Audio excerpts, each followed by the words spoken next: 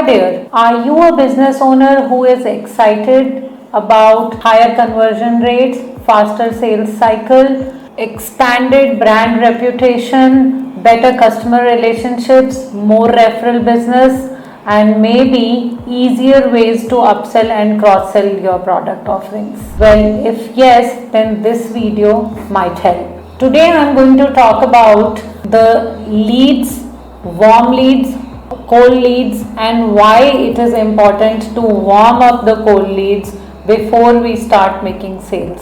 Yes, the reason I brought this video to you is for a number of reasons where we've been doing performance marketing, we've been generating leads, and we felt that there is a consumer insight which is a bigger lag, and that is not warming up the leads before we start or try to make sales. So why is it important to to warm up the leads before we actually start selling? The one reason is when you warm up your leads, not only the chances of conversion go high, but also those customers stay longer aligned with your brand. Why is so? Because here we have done the priming, we have earned the trust of the consumer, and only then we are actually making a sale. Why warming up the lead is important?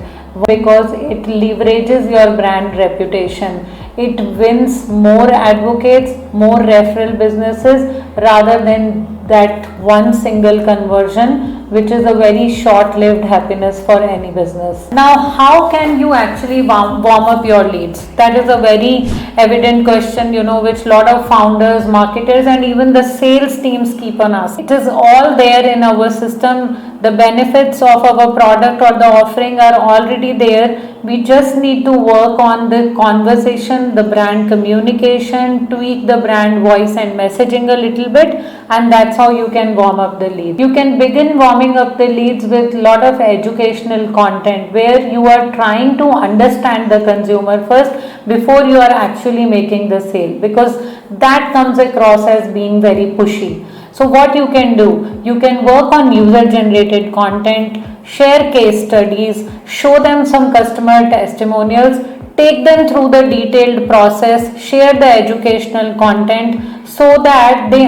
not only understand that yes, their product might be the best fit, but they also accept your brand as the perfect pairing for their requirement.